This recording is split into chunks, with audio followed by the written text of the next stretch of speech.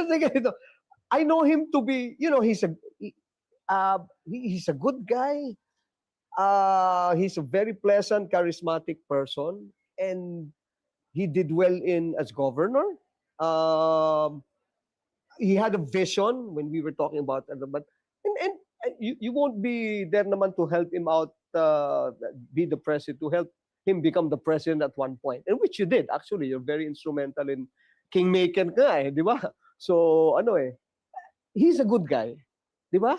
I mean, Lahat naman ng tao may kabutihan eh. Lahat ng tao may kabutihan. And just to be fair and objective, lahat ng tao may kabutihan. What happened? What happened? What did he lack, or what did he kaibigan mo naman siya, Kamo, di-interviewin mo, tanong mo sa kanya ano nangyari sa kanya. Tanongin mo yan. Hindi ko siya masasagot. Hindi ko masasagot. Pero you believe that one of these days, what if, hypothetically, or just thinking out loud lang na, he calls, kasi I know you both, and I know you also personally to be a man of more than anything else, ang kinakampihan mo ay ang Pilipinas. Always, no? Okay? Always. So there are no Always. sides to walang political color, no nothing.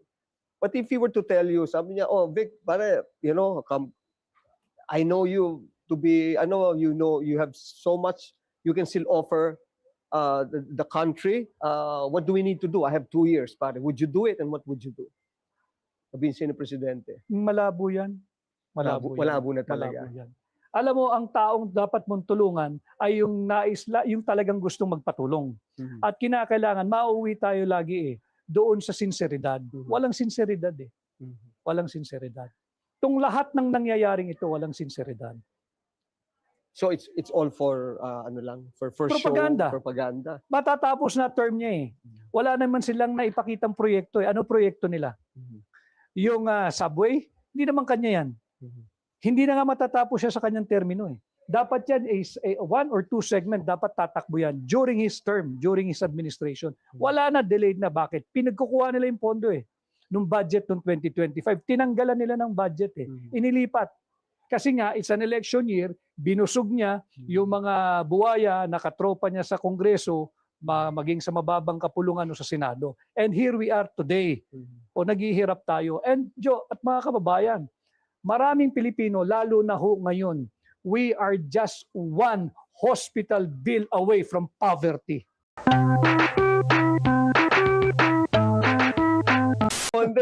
Sabi nga ni tawag dito, yung nasirang kaibigan din natin, kumpare natin si Freddy Aguilar, tawanan na lang natin ang ating problema because wala naman it will not go away, no? But of course, with the laughter should also come the responsibility the of problem, Joe, will not go away for as long as the administration remains the same. Ganun ba? Sabihin ko naman din, syempre with the laughter comes the preparation, pero ikaw naman, it will not go away until such time because that the administration, the truth, things will only get worse until the entry of the next administration. That's the fact. Whether they admit of it or not, yan ang katotohanan. Hindi bubuti ang ating lagay. Walang plano, walang direksyon.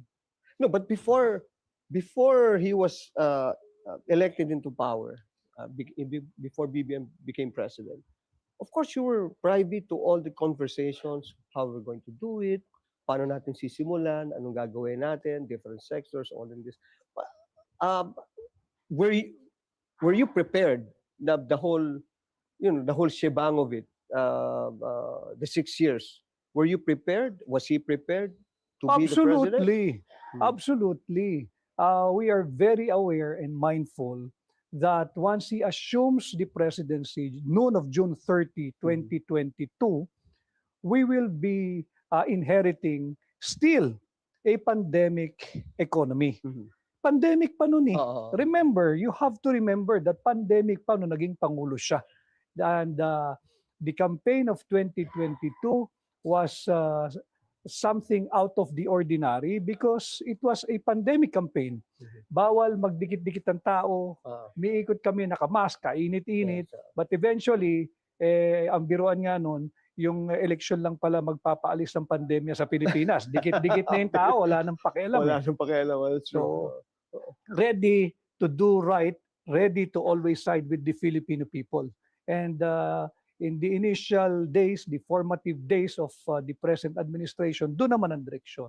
And eventually, ayun na nga, alam na natin kung nasaan tayo ngayon. So it's very, very frustrating for you. Very frustrating for me as a Filipino. Mhm. Very frustrating for me as a father. Mga bata pa yung mga anak ko eh. Mhm. Ang akin talaga, magtrabaho ng mainam sa pamahalaan, ayusin pa yung gobyerno para naman meron pang datnan at abutan yung ating mga kabataan. Mhm. We are blessed, Joe, at mga kababayan, yung nakakabiyahe, Mhm. nasisilip natin yung kapitbahay nating mga bansa eh. Mhm. Yung Hong Kong, yung Japan, yung Singapore, That's yung correct. Thailand.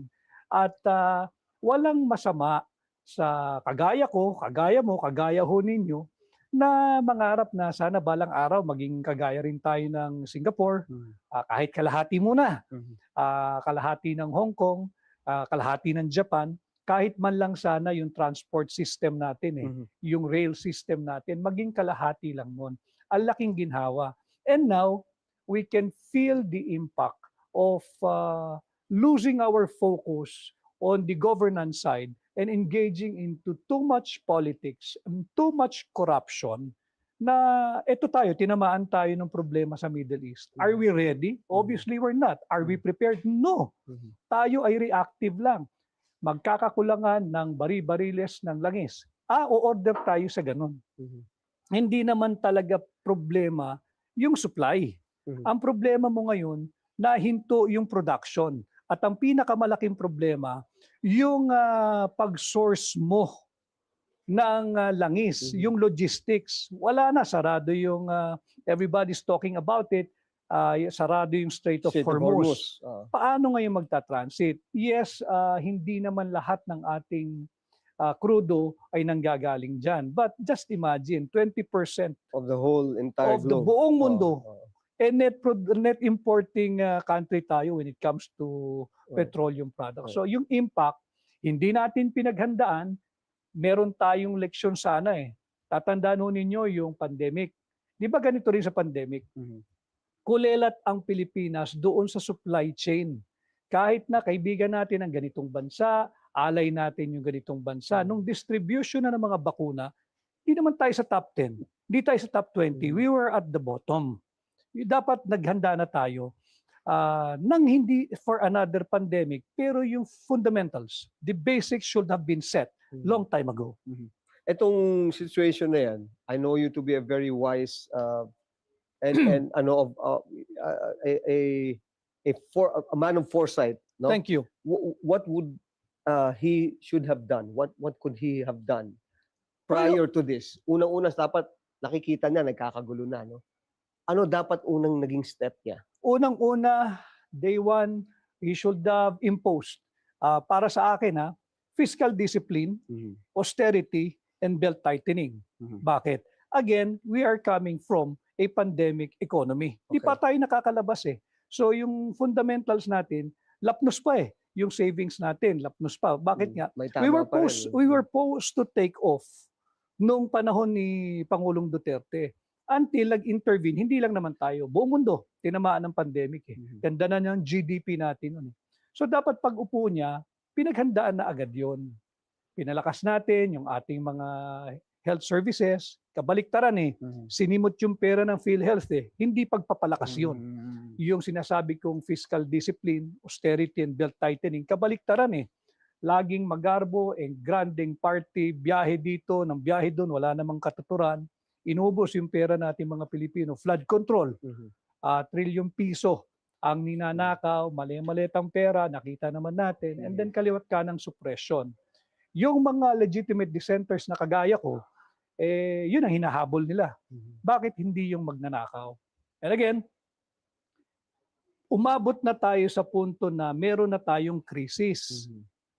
Ang hinihiling ng ordinaryong tao, yung mga kasama natin dito sa production team mo, lahat, pati tayo, pati ikaw, nararamdaman natin yung gasolina eh.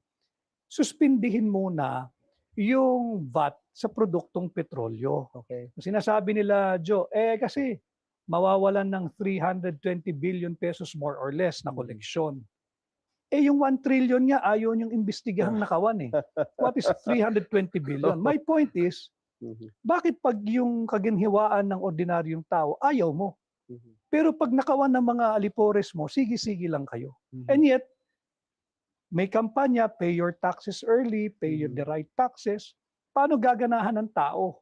Ninanakaw lang nila yung pera ng ordinaryong tao. Ganun kalaki pala ang trillion na pala ang flood control. I thought it was just we're talking about the whole entirety of it, no? Hindi lang sa Bulacan area, Hindi lang lang.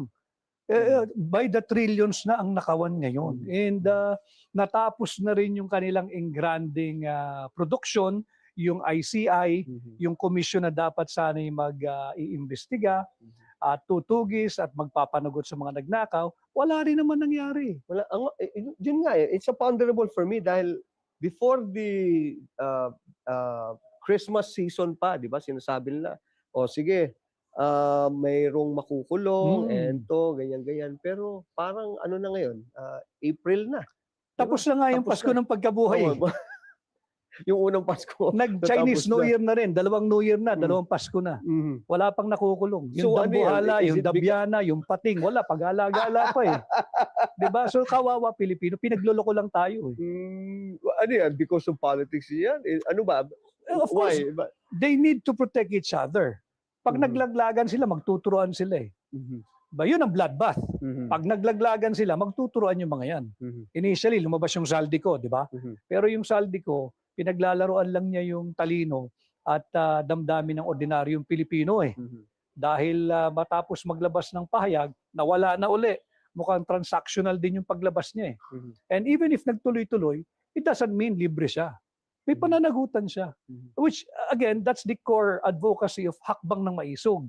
We call for transparency, for full accountability for peace and security in our country. Mhm. Pero yung sa is this ang maisog pa is the vice president part of it or it's just Baste and the other Ang siblings? Maisog ay itinatag ni Pangulong Rodrigo Roa Duterte noong January of 2024 Mhm. sa Davao. Dahil nga ang issue naman noon, way back if I may recall, ay yung People's Initiative. Yung huwad na People's Initiative, mahilig sa huwad tong mga ito eh. Huwadcom, huwad na People's Initiative, huwad na impeachment ngayon laban kay VP Inday.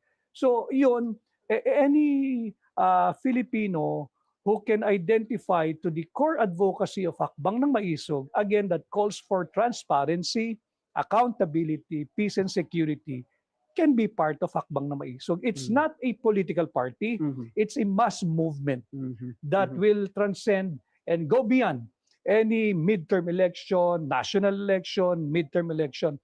Hindi siya tied doon sa election cycle. Hindi. Ito'y mass movement ng mga taong may pagmamahal pa sa ating bansa.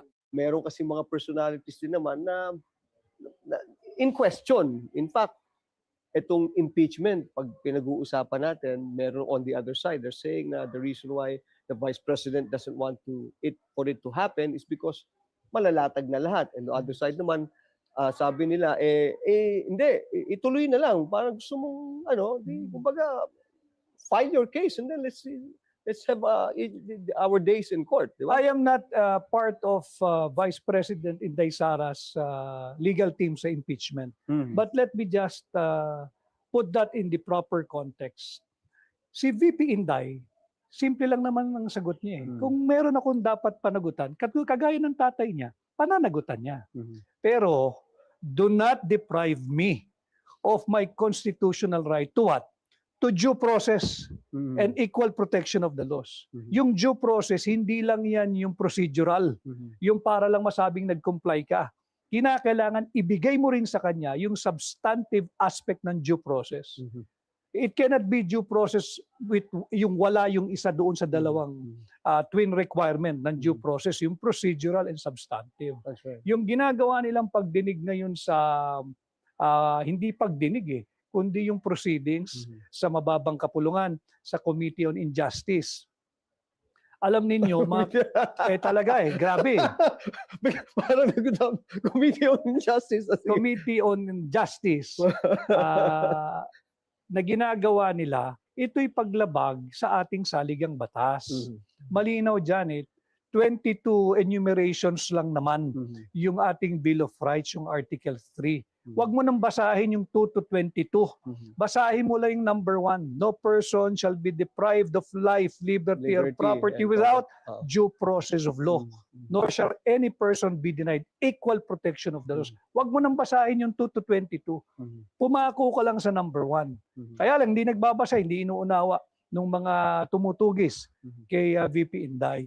Pero kung sasabihin may due process, I don't think magkakaproblema sila with VP Inday. Haharapin ni VP Inday ang desisyon ng Korte Suprema. Recently, in the petition that the VP filed before the Supreme Court, malinaw yung naging desisyon na isinulat ni Senior Associate Justice Marvic Leonen. Sinabi niya, sa proseso ng impeachment, hindi lamang yung ini-impeach ang under public scrutiny. Kung hindi, yung impeachment complaint, yung nag-endorso ng impeachment complaint, yung mga dumidinig sa impeachment complaint, yung mga kabahagi ng impeachment process. Ibig sabihin, hindi lang si VP Inday. Now, when you talk about the totality of the process, hindi naman pwede na nag-file ka ng impeachment complaint tapos wala ka ebidensya. Gagamitin mo yung Kongreso, mag-i-issue ng subpoena para mapunuan yung kakulangan mo ng ebidensya. Hindi pa nagbabago sa ating batasa na pagdating doon sa burden of proof, nandoon pa rin yan sa nag-aakusa. Yes. Hindi mo pwedeng iswing papunta kay VP Inday. Patunayan mo na hindi ka guilty. Walang ganun. Hindi pa nababago pagdating sa burden of proof. Nananatili ang burden of proof na yan doon sa nag-aakusa. What are her, kasi you're pretty close to her. Like I see you in a huddle every so often, miski sa mga Anong sentiments ngayon ni VP Sara? What's happening here? Is she, some are saying it's too early for her to, wasn't it too early for her to declare? No. Kasi yung ibang... They forced her to declare. Walang deklarasyon yung tao. Sira dito, sira dyan, intriga dito, intriga dyan. Tapos nung nag-deklara yung tao ng kanyang availability to run for president come 2028, babalik ta rin nila yung kwento. Alam mo, ang ginagawang naratibo at propaganda ng mga propagandist ng kasalukuyang administrasyon, pag hindi na nila kaya ipaliwanag, babalik ta rin nila yan. Ang papel na gagampanan nila sila, biktima. Yun ang pinakamahinang papel sa mundo yung biktima ka. Pag hindi na nila, pagka indefensible na yung sitwasyon nila, api na sila, kawawa na. Yan na ang papel nila. Pansinin ninyo mga kababayan. Akala kasi nila uubra yung paninira kay VP Inday. Pumalag ng pumalag. Nakalimutan nila Duterte ito. Nakalimutan nila na ang tatay nito ay si President Rodrigo Roa Duterte. Let's go to the president now. Of course, nasa The Hague pa rin, di ba? Have you had any chance to speak with him Hindi or correspond or communicate? Through nakakausap naman niya sila VP Inday, sila Kong Pulong, sila Mayor Baste. Umaabot naman kung sino yung mga well-wishers na nagpupunta ron, anong nangyayari dito sa Pilipinas, ano yung nangyayari sa pag-iikot namin. I'm sure nag-uusap-usap yung mag-aama dahil yun yung patakaran sa The Hague. At syempre, I ask Mayor Baste, Sebastian Duterte once, kaya ako, Mayor, kamusta si PRD? Well, sabi niya, of course, hindi siya okay, nakakulong But okay in a way na kakapag-usap kami at lagi niyang kinakamusta nga yung bansa, yung Pilipino, at sinasabi nga, don't waste your time coming to and from The Hague, I'm okay. O kalimutan nyo na ako. Yun pa nga sinasabi raw niya kalimutan nyo na ako. Pero hindi niya isinusuko yung pagmamahal niya sa Pilipinas. Napatunayan naman natin Sinong presidenteng kayang gumawa nun? Kayang gumawa ng ano? Yung kanyang war on drugs Okay. na protektahan ang bawat pamilyang Pilipino. Ngayon, balik na naman. Balik na naman ang krimen sa kalsada. Even what happened in Zamboanga City, Zamboanga City, the mayor there is our friend, si Mayor Kaimer. Yung pinasok yung tindahan na mag-asawa, isang Lebanese at yung Filipino wife I niya. think the Lebanese. Sama nun. Ang sama nun. Ibig sabihin, kasi nga, hindi naghanda ang pamahalaan dito sa nangyayari ngayong gulo sa gitnang silangan. Walang paghahanda Gutom na Mhm. Ultimo yung mga kapatid natin na miyembro ng public transport sector.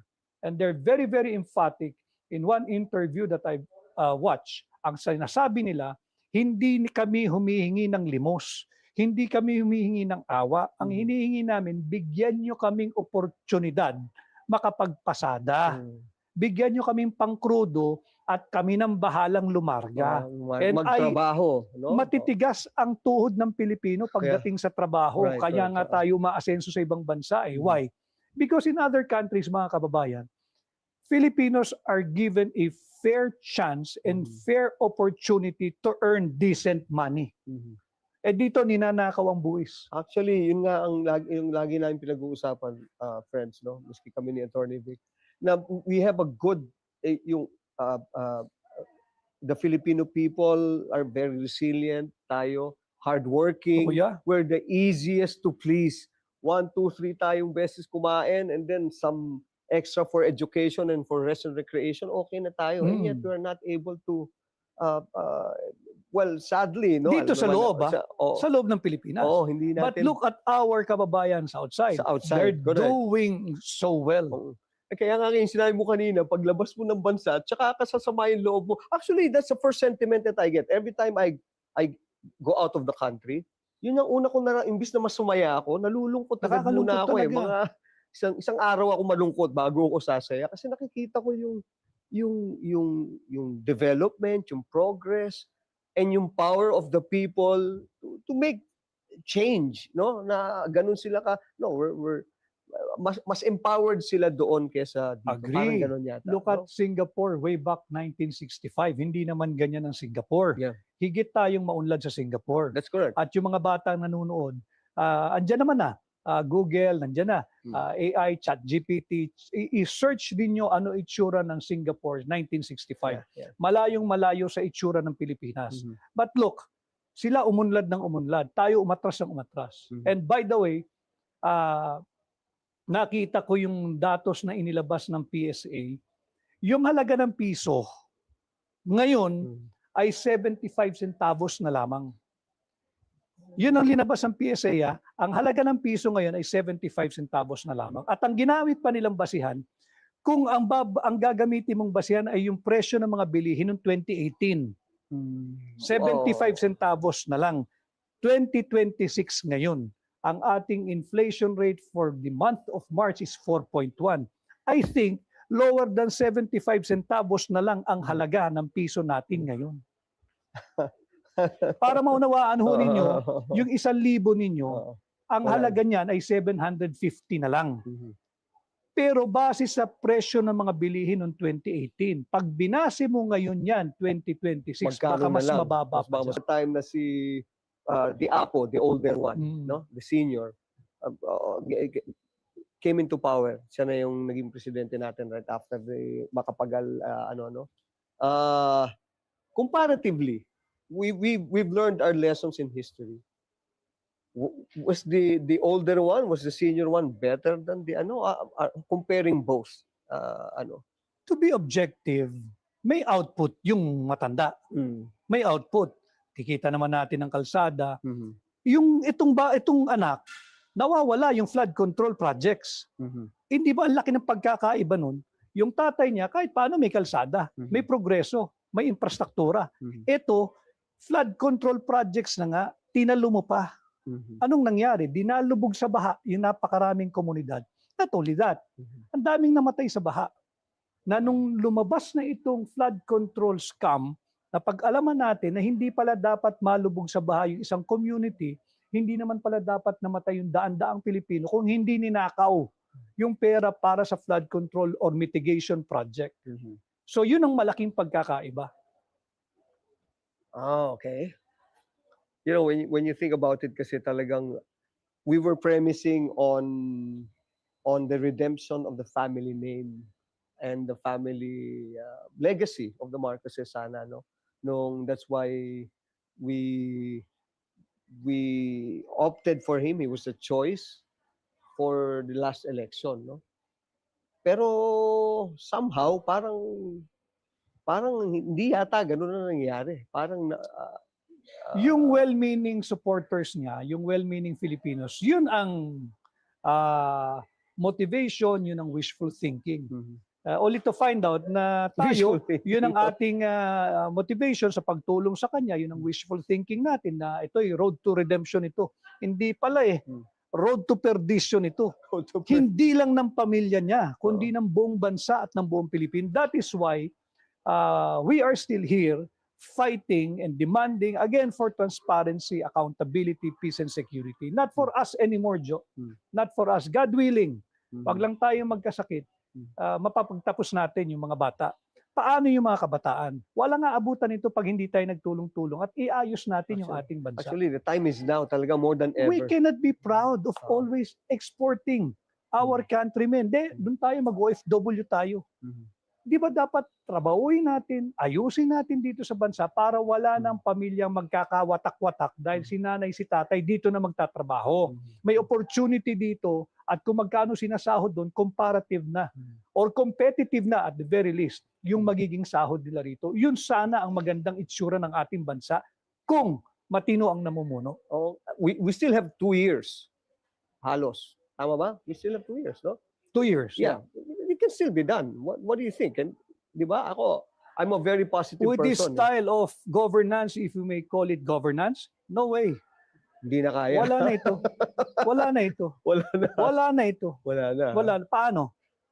Natapos na yung kanyang self-imposed deadline na may makukulong, December 15. Pinagtatawanan natin na ilang Pasko na yung Christmas ng 25, yung Pasko ng pagkabuhay, yung normal na New Year natin, yung Chinese New Year natapos na. Mag-uulan na naman eh. Babaha na naman. May mapeperwisyo na naman. Wala pa rin nakukulong. Paano? And I saw some numbers, and numbers do not lie. 63% of us Filipinos merong negative sentiment on Philippine economy, and on the way, Marcos is running the country. 63%, napakataas niyan. And at karugtong niyan, 61% ang sinasabi ng Pilipino, dapat ang tutukan mo on how to temper and address inflation. Hindi yung walang kabuluhan at panay kabulaanan na impeachment laban kay VP Inday. Hindi yun ang kailangan natin eh, especially now. Kailangan natin paano mo makakapagbigay luwag sa mga ordinaryong tao. And again, I support the call. In fact, I'm campaigning for the temporary suspension of VAT on petroleum products. Dahil lahat naman apektado niyan. Nandyan ang kuryente, nandyan ang tubig, nandyan ang public transport, nandyan na yung pang-araw-araw nating pangangailangan. Dependent tayo dyan. Subsidies on the can we do that? Can we subsidize say for instance yung mga like basic utilities? This is the best subsidy. Ito na. Tanggalin mo muna yung taxes. Kasi yung subsidy niya, yung targeted ayuda, lukuhan yun eh. Actually, yun nga sinasabi ko, dapat hindi na gano'n. Dapat i-subsidize na lang yun. Paano yung production team? Paano ako? Porque ba hindi tayo miyembro ng public transport sector, hindi natin iniinda yung taas ng produktong petrolyo? Ramdam natin yun. Right. Anong subsidy natin? Wala. Hindi ko sinasabing hindi dapat bigyan yung miyembro ng public transport sector. By all means, bigyan. Bigyan. Pero we have to look beyond this targeted ayuda. Paano yung ordinaryong manggagawa? Araw-araw pumapasok. Hindi pa nahahawakan yung sineldo ng 10 o 20 o kinsenas katapusan, bawas na yung buwis eh. We keep on paying taxes. Marapat lang na magtanong tayo sa gobyerno, ano naman ang mapapala ko sa iyo, gobyerno? Kala ko ba symbiotic ang relasyon natin? I will support you, you protect me. Anong proteksyon ng ordinaryong tao? Wala eh. Hindi biro itong crisis na ito. Oo nga, especially now, it's escalating. Baka mamaya, hindi pa natin, as we speak, there could be other things that are happening globally na medyo mas maano pa. Wala tayong control eh. Oo nga, it's beyond us. Yung nakakatakot eh. Napaka-small player ng Pilipinas sa pagdating sa international events. Wala tayong say eh. Sasabay lang tayo eh, sa agos. Ito ba you think the president is doing right with the sides that he's taking, whether it be China or which side should we take now? Or Ang side niya dapat, always side with the Filipino people. yes, correct. You Of course. always side with the Philippines. And it's not just my word. It's written in our Constitution. Hmm. It's there in Article 2, Section 7. When you speak of independent foreign policy, 4 lang ang non-negotiable doon eh. National territory, yung Mhm. ating territorial integrity, yung ating national interest. Mhm. National interest and our right to self-determination. Pivot ka papunta sa Amerikano. Yes, they are our long-time ally. Pinakamalapit sa atin yung China. China. Inantagonize ng mga nag-rurunong-runungan sa foreign policy. I'm no expert, but I'm not stupid Mhm. to see where this whole thing is headed kung hindi pumutok yung Iran war. Mhm. Ina-antagonize natin ang China. I'm not saying China is innocent. Marami rin silang transgressions. Pero hindi nga natin kaya eh. Kaya ba natin makapagdigma? Mhm. Kaya ba natin? Wala nga tayong kagamit-gamit eh. Just imagine, mga kababayan, I always say this in many public engagement that I had in the past. Utusan lang ng China ang kanyang mga negosyante na bawal na muna kayong mag-export ng produkto natin papuntang Pilipinas. Baka sa supply lang ng tissue, magkaroon tayo ng krisis eh. Supply ng toothpick, supply ng bag na ginagamit ng mga bata sa eskwela, magkakaroon tayo ng krisis eh. Magsasara Divisoria, sarado 168. And akala nila nakakatawa. Hindi, totoo ito. Pag sinabi ng China, tigil nyo ang export papuntang Pilipinas, krisis yun. Without firing a single shot, talo tayo. That's right. Talo tayo. Economic war din yun eh. That's right. That's right. Saan tayo tatakbo? Will the US provide us? Like now, kailangan natin ng fuel, kailangan natin ng langis. Will US allocate supply for the Philippines? At saka for the longest time, medyo parang ano nga tayo eh, neglected brother. Eh, alam mo yung brotherhood na yan. Pag convenient, i-invoke niya, ay, brother tayo ha. Pagka maganda na buhay niya, bahala ka muna sa buhay mo. Tsaka, well, ito naman eh, this is common knowledge na kahit yung ibang bansa eh, nababayaran yung kanilang bases dito yata sa atin. Before, but now, of course, wala nang bases. Meron. Even that. No, but right now we have tawag dito mga EDCA. Joint EDCA sites, yung Enhanced Defense Cooperation Agreement. That is in-EDCA lang nila yon, Joe. It is so a these are US bases, actually? military bases. Military bases. Again, isn't this just joint exercises? Exercise for what? Remember, he said, Bongbong Marcos once said na itong mga EDCA is purposely for relief, rescue, and humanitarian mission. Ang dami ng bagyong dumaan, ang dami ng makapansalang lindol na dumaan. May nakita ka bang rubber boat ng Amerikano pag may baha? Meron bang rescue team ang Amerikano? So nasaan yung relief, rescue, and humanitarian reason for adding up several more EDCA sites or military bases? And it's there in the Constitution again.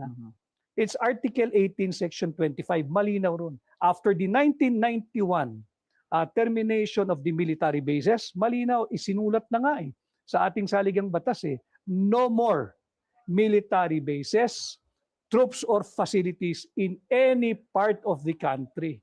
Nandyan ang puwersang Amerikano, tropa yun, di ba? Nandyan yung gamit nila, facilities yun, di ba? Yung lupa, sila lang ang may access, military base yun, di ba? So it was just under a different name. A different name, ganun lang din yun. But it's the same banana. If I may relate this to your earlier question, anong nangyayari ngayon? Tama ba yung pagkiling sa US at China? Dapat kumiling ka sa Pilipinas. Okay. Tingnan ninyo yung nangyari sa gitnang silangan. Bakit pinagbobomba ng Iran ang Kuwait, ang Dubai, ang Oman, ang Bahrain? Hindi naman sila actively nag-engage. Hindi naman sila nagpalipad ng kahit na anong bomba papuntang Iran. Kaya lang, they're playing hosts to American military bases. So, ganun din tayo. Iran might view us as a potential source of future threat. Bakit tayo unahin? Pagdating sa, pare, bigyan mo naman muna ako ng supply ng langis. gagamitin nyo yung langis para to fuel yung mga base militar nyo. Gagamitin yung base militar pansugod ng Iran. So malabo yan eh. We are so blessed and situated, fortunately, na tayong dapat nga, pwede nga tayong gumitna sa dalawa eh. US, anong problema mo? Ikaw, China, anong problema mo? O Pilipinas, ang pinagtatalunan, upo tayo. Ako mag-mediate sa inyo. Pero yung kikiling ka dito, antagonize mo ito, kapitbahay natin ito. Hindi ko sinasabing kumampi tayo sa China. Kumampi ka sa Pilipino. Unahin mo yung interes ng Pilipinas. Alamin mo ano ba yung ating national interest. At ayusin natin yung ating invoke natin, assert natin yung ating right to self-determination. And simply put, katulad nga ng sinabi mo, Filipino first, kumampi ka sa Pilipino, and use, it's all written there. Di ba? Sabi mo, nasa libro yan. Nandyan sa Constitution. Nasa Constitution. Hindi ka na dapat lumayo. Hindi ka rin pwede na lang ibuli. Sasabihin mo lamang, Uncle Sam, nasa Constitution eh. Ako naman mananagot yan pag violate ko yung aming fundamental law. Pagdating din sa China, teka muna, China, nandito to sa Constitution eh. You have all the elbow room to be able to navigate and negotiate better terms for the Filipino people, for the country. Like si Mayor Baste, ngayon medyo parang pinapaangat yung kanyang presensya in the political scene, no? Does he have the ambition also to become president, or are they grooming him just in case in the just in case the vice president may not be able to run? Or, nakakonsentrate si Mayor Baste sa Davao City. At I don't think any person or group kailangan nilang i-embellish or i-enhance yung estado ni Mayor Baste sa politika, national or lokal. Have to remember, he is the mayor of the biggest city in the Philippines, Davao City. That alone, yun lang, statement na yun eh. It's already a testament sa kanyang kakayahan on how he's running Davao City. Now, does he have any ambition to seek for the presidency? Malinaw din sa kay Mayor Baste eh. Ganun din kay kay Vice President Inday. Ang presidency is destiny.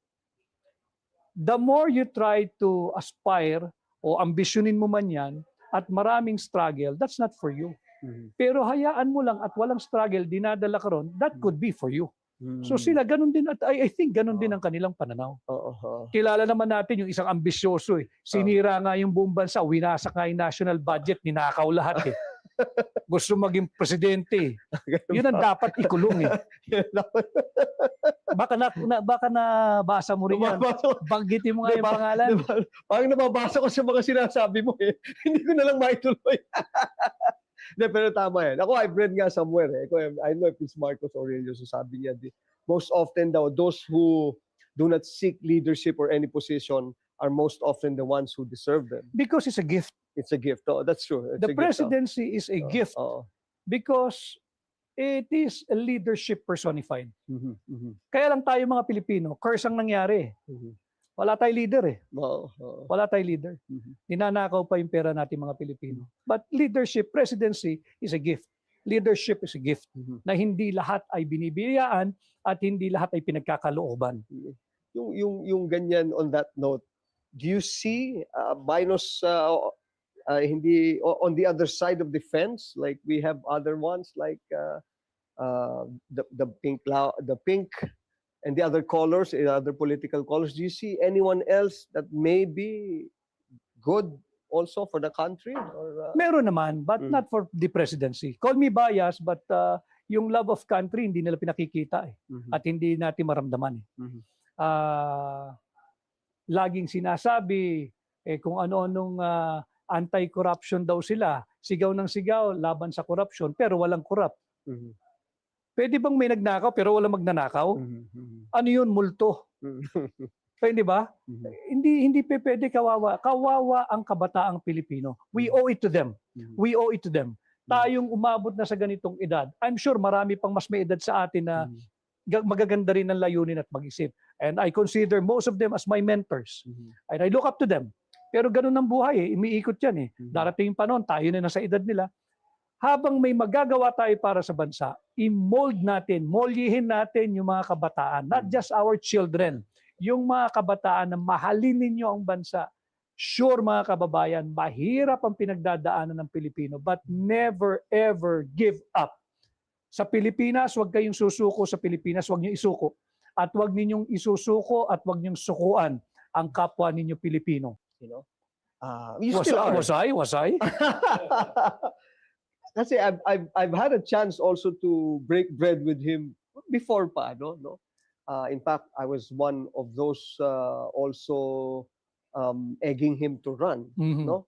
Na ano, and you know, Eh, fortunate ikaw pala enough may naman. kasalanan ng lahat ng ito eh. Hindi kasi Kung hindi mo binuyo, Jojo, wala tayo ngayon sa ganitong katayuan. hindi. Thank you, mga kababayan. We have to thank this guy for admitting on national TV na binuyo niya. Kasi kasi ganito. I know him to be, you know, he's a good guy. He's a very pleasant, charismatic person, and he did well as governor. He had a vision when we were talking about but you won't be there naman to help him out, be the president, to help him become the president at one point, and which you did actually. You're very instrumental in kingmaker ka di ba? So ano he's a good guy, di ba? I mean, Lahat naman ng tao may kabutihan eh. Mm. Lahat ng tao may kabutihan. And just to be fair and yeah, objective, but lahat ng tao may kabutihan. What happened? What happened? What did he lack or what did Eh, he kaibigan have? mo naman siya kamo, di-interviewin mo, tanong mo sa kanya ano nangyari sa kanya.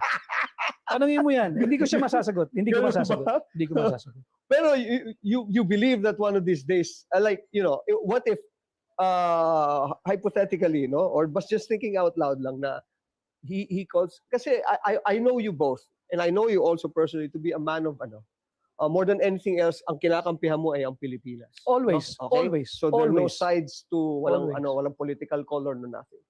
But if he were to tell you, sabi niya, oh Vic, pare, you know, I know you to be, I know you have so much you can still offer the country. What do we need to do? I have 2 years, pare. Would you do it, and what would you do?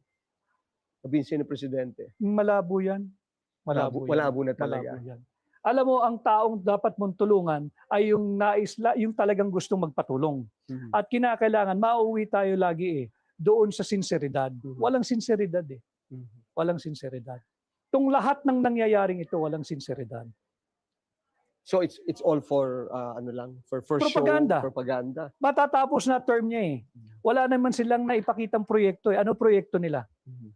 Yung subway, hindi naman kanya yan. Mhm. Hindi na nga matatapos siya sa kanyang termino Dapat yan one or two segment dapat tatakbo yan during his term, during his administration. Wala na, delayed na. Bakit? Pinagkukuha nila yung pondo nung budget nung 2025. Tinanggalan nila ng budget Inilipat. Kasi nga, it's an election year, binusog niya yung mga buwaya na katropa niya sa Kongreso, maging sa mababang kapulungan o sa Senado. And here we are today. O naghihirap tayo. And Joe, at mga kababayan, maraming Pilipino, lalo na ngayon, we are just one hospital bill away from poverty. Yan ang kalunos-lunos na kalagayan ng mga Pilipino. We are just one hospital bill away from poverty. At araw-araw nadadagdagan yung rango, yung bilang ng mga napapabilang dyan sa poverty line na yan. So 2028, are you running again, Marito? Vic, are I'm you? considering. Mhm. To be truthful about it, I'm considering. But 2028 is still 2 years away, although the fighting will be next year. But yes, I'm considering running again for senator. Of course, with the vice president, with VP Sara. Oh, absolutely. Sa kanya. Absolutely. Okay. Well, sumasarap ng ating kwento. But we have to go to the name drop segment. Ito yung I'll be dropping a name and then we'll talk about it or what comes to mind agad. Sabihin mo agad. Mapapahamak tayo dyan, pero sige lang. Bale, magkasama naman tayo. So, ayun. Okay. Well, we start off with, ano ba itong, okay. Huwag natin sundan itong ayan. Harry Roque. Harry Roque, biktima rin ng inhustisya. maaring meron siyang dapat panagutan kung meron man. Hindi ako familiar sa kanyang kaso na hinaharap. Pero yung kanya, it's more of political persecution than a legal prosecution. Shouldn't he come back home here and face it like a man? Hindi kasi patas yung dadatnan niya eh. Hindi, Hindi, nakita naman natin eh. Wag na tayong lumayo. You mentioned Harry Roque. Dugtong ko lang. Si Kiko Barsaga, si Congressman Kiko Barsaga, na naglalahad ng kanyang Sentimiento, bilang isang legitimate dissenter. Nauna pang issuehan ng warrant nauna pang nakulong Although he voluntarily surrendered. Yung nagnakaw ng trilyon-trilyong piso, laya lahat Kung ikaw si Harry Roque, babalik ka? Malabo yata ako maging katulad ni Harry Roque, pero no, pareho kami patriot. Yan, Senate President Tito Soto. Hindi ko alam anong nangyari sa kanya. Probably dahil nagsawa ng pabalik-balik sa Senado at siguro pakiramdam niya hindi na niya kailangan ng tiwala ng mamamayang Pilipino. Dapat ang paglingkuran niya yung interes ng Pilipino. Hindi interes si Bongbong Marcos. Huwag niyang pagtakpan. Okay. General Torre. Sino makakalimot kay General Torre kung paano niya sinalaula yung ating saligang batas? Pwede ka bang mag-aresto ng taong wala man lang warrant of arrest, na wala man lang kaso? Na ang sinasabing kaso ay nasa isang lugar na banyaga. Wala naman jurisdiction ang banyagang bansa sa Pilipinas. Walang warrant, walang kaso. Dinakip mo ang dating Pangulo. In fact, it's not even an arrest. It's a state-sponsored kidnapping. That is why people are out there in Supreme Court for 2 days now pleading sa Korte Suprema na desisyonan na yung petition for habeas corpus na inihain ng mga abogado ni Tatay Digong. Sasabihin nila, moot and academic. No, it's not moot and academic. Kinakailangan may managot. Pag na-desisyonan kasi ng Korte Suprema yan, mas mapapadali yung pagbuo ng kaso ng kidnapping doon sa mga involved. Is there before we go to the other ones, is there a way we can bring him back legally? Like for instance, dito sabihin natin na, sige, mali pala yung pagdala doon. Can we ask the ICC? Do we have the power and the jurisdiction? We have no power or jurisdiction over ICC. But any issuance of our Supreme Court in the ordinary course of law will be given great weight and suasion by the other court, by the international court. Dapat ganon. I see. So magiging parang influential na. Kung patas si ICC. ICC. Okay. Ping Lacson. Disappointed ako the way he handled the Blue Ribbon Committee hearing on flood control project scandal. Ang daming dapat ipatawag, hindi ipinatawag. Adrian Bersamin, Raijib Olaybar, hindi man pinatanong.